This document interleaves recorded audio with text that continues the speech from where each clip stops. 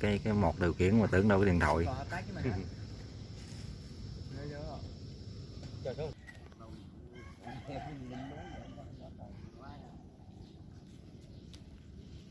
chạy đường xuống hết từ tận mang lo xong.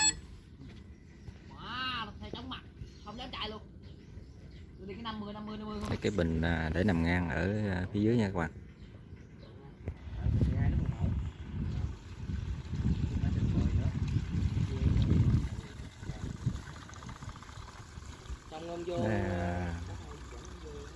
Anh đang châm thuốc vô bình này các bạn. Bình này chứa được 10 lít.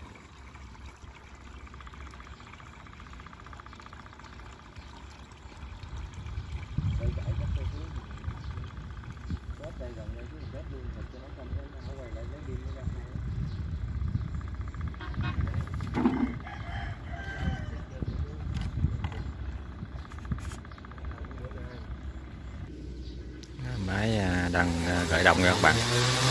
Cái sức gió rất là mạnh các bạn.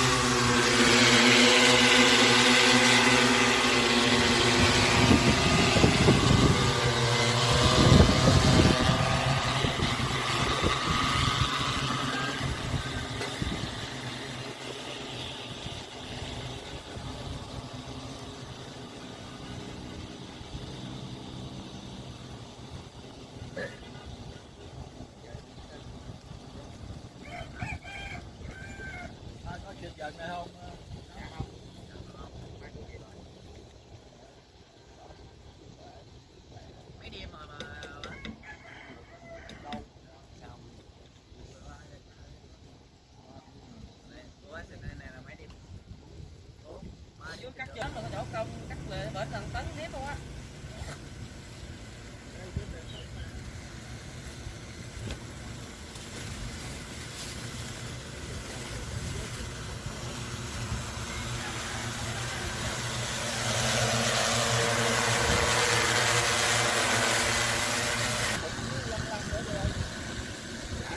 Nó cũng quay mà tại cái kia là cũng đẹp. Đấy. Một bự đó. Dạ. Không có rồi. Dạ có chứ. Ở mấy kia có nhưng mà không thấy nó lăn.